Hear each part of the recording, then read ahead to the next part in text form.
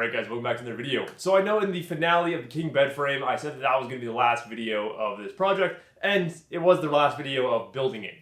So I got a comment on one of the videos in that project from Danny, who asked me to do kind of a finish up video of, what would I do differently on this project, and I love that idea. I started to kind of do that with some of my earlier projects. I know I did it for the pie cupboard. I don't know if I did it for any of the other ones around that project, but I know I did it for the pie cupboard a long while back. And I love doing that because it's really fun to look back at a project that you've done and just think of, what would I do differently next time? Because that's one of the best ways you can learn. And the biggest thing I want to preface here is I'm not at all upset with how this thing came out. This came out the exact way that I imagined, that I always expected it to come out right from the get-go. It looks beautiful. Everything comes together really nicely. It looks great. I have zero issues with this bed.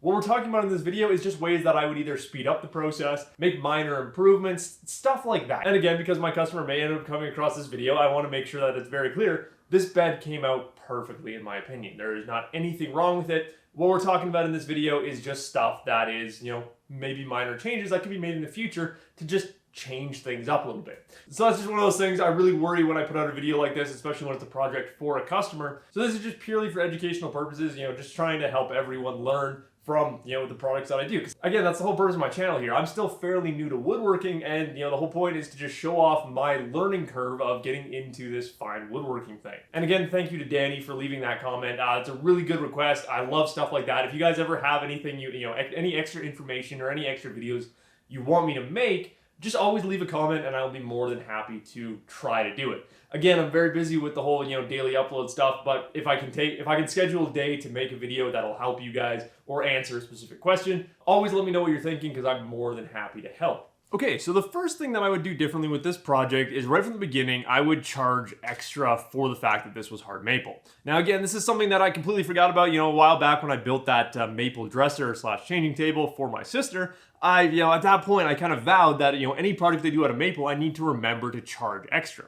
Now, on that project, I wasn't charging anything, so it was just kind of it was all just kind of out of my own pocket. But it was one of those good lessons that, maple takes a lot of extra work. Even though maple is less expensive than woods like walnut or white oak, it takes a ton of extra effort, and it does do a number on your tools very quickly. I'm gonna have to go through and, clean my blades, probably get some of them sharpened, all that kind of stuff, in order to get them back up to the proper standard that they're supposed to be at. And as you guys saw throughout this project, a big stumbling block was just the fact that maple is so stinking hard that I needed, sharper blades, stuff like that. So it meant a lot more sharpening sessions with like the hand planes and that, to just keep those tools as sharp as they possibly could be, because this is such a hard material that it takes a lot more effort to cut through it. So just that alone, that extra time that comes in just because the material is so much harder. And so just because this material is so much harder than, basically any other wood out there, it means that you should charge a little bit extra for the extra time it takes to just deal with the hardness of the wood. So again, it's one of those things where I wouldn't, double the cost of the project, anything like that, anything ridiculous like that. But I would definitely add, at least 2 or 3 extra days of shop time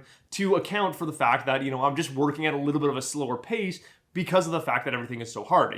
Every single cut you make is going to take a little bit longer, stuff like that. So that's more on the business side of things. If you're just building a project for yourself out of hard maple, obviously, however long it takes you is not that big of a concern. You're not charging shop time, all that kind of stuff. But it's one of those important things to keep in mind. If you're just getting into doing commissions, stuff like that, exactly like I'm doing here, this is a pretty big commission, which could lead to more. If, this customer comes back to me and says, hey, I want a whole bedroom set made out of hard maple. Now I know I'm going to make sure to charge just that little bit extra to actually cover my time that it takes, because everything is going to go a lot slower. And in saying that, I know during this project I said I was swearing off maple, but now again I have more of an understanding to it, and I'm not really afraid to go back and work with maple. Plus, a little aside here, if this customer does come back to me and asks for a bedroom set, that project is when I would probably buy a domino. That is probably the time when I would buy a domino joiner, because that would be something where it would actually justify the use of dominoes.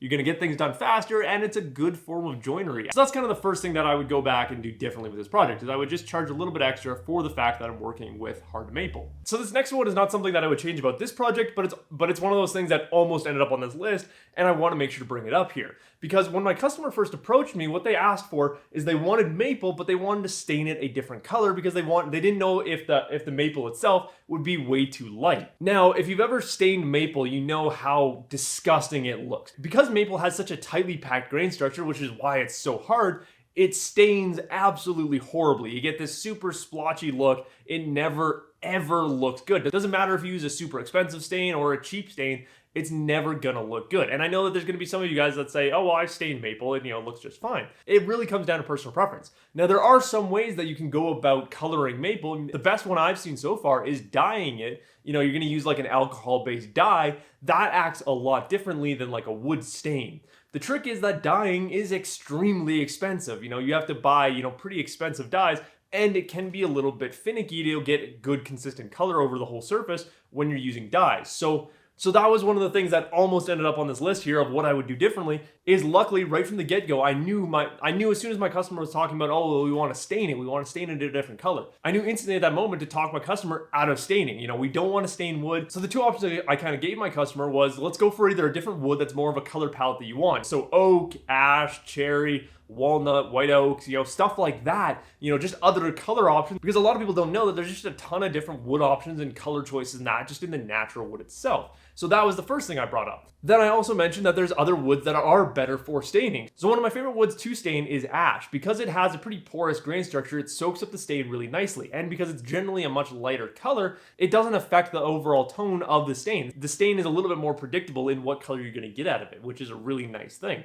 Then we have the floating panels. Now, if I was gonna do this project again, I would probably do the floating panels, all the floating panels on side rails, footboard, headboard, all of them out of plywood. Because the trick is that there's not really a reason to have them made from solid wood. Now, in my personal opinion, I think it looks really good. I love all the different boards here. I love how you have all these different pieces coming together. I think that this looks really good. But going with plywood would slightly lower the price by just a little bit, especially right now with plywood prices. It wouldn't be that much better, but it would be marginally better. So I could have lowered the price just a little bit.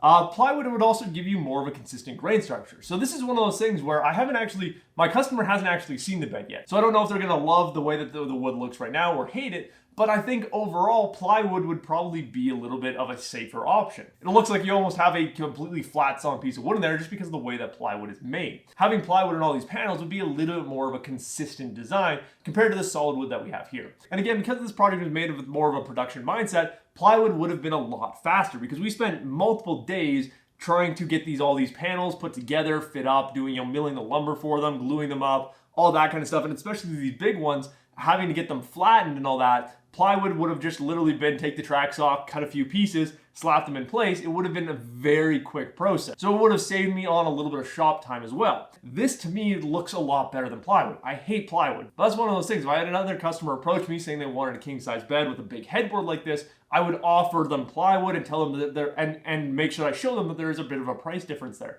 The plywood would come in just a little bit cheaper. Now again, I don't like plywood. I don't like that you can't really fix it. If these panels get dented or damaged, really all I have to do is sand through it if it's pretty small. If they get absolutely destroyed, we have the hide glue all over the place here, which means we can basically completely disassemble the headboard, replace the panel, or we can fix it even further if we can get the actual panel all the way out. So there are a lot of benefits to solid wood that I genuinely like, but it's one of those things. I would leave that decision up to my customer to whether or not they want solid wood like this or they want plywood, because I think it's two really different design choices that your customer might appreciate. All right, so the next thing is the headboard here. So on the headboard, we only are using one bed bolt to attach this to the side rail. Now with how tall this headboard is, it's 56 inches tall from the floor up to the top here. It does have a decent amount of leverage. You hold onto the top of the headboard here and push on it, there is a little bit of movement to that joint down there. So I think just because this headboard is so tall and has so much leverage on it compared to where that bed bolt is, right near the bottom of that side rail, I think that has something to do with it. So our footboard is just fine with one single bolt, but I think on our headboard, if we put two bed bolts, on each of the stretchers, I think that would have locked it in place just a little bit better. Once this is sitting up against a wall, I don't think that there'd be any issues with it. I think it's gonna be no problem whatsoever. And again, it really takes me like reefing on this thing to have any noticeable movement to it. And I honestly don't know if putting those two bolts in there would make any difference because again, there's a lot of leverage up here compared to where our side rails are based.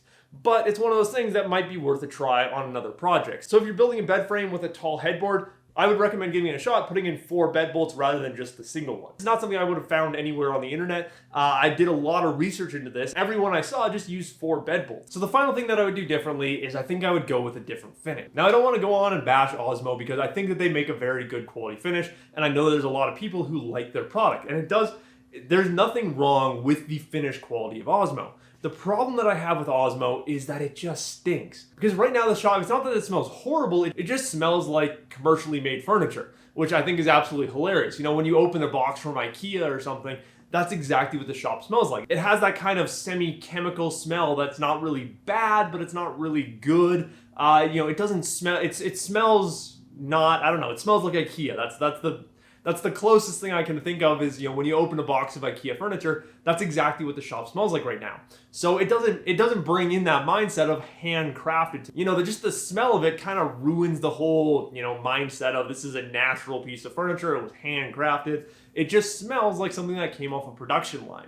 So it's just purely because of that. Now, by the time that I actually deliver this bed to my customer, that smell should be gone. For me personally, that smell just kind of ruins the piece of furniture. And generally speaking, I do prefer a much more natural finish, you know? So the other option I could have gone with is like Rubio Monocoat, which, you know, some of you guys mentioned in the comments, is very similar to Osmo. I think in North America, Rubio Monocoat is one of the more preferred hard wax finishes. And that's probably for a reason, you know, maybe it doesn't smell as bad, maybe it does, I don't know. I think a big part of this is just because I'm so used to the tried and true oils, I think that smell is much more of a comfortable smell. It doesn't really assault your nose as the smell of the shop right now.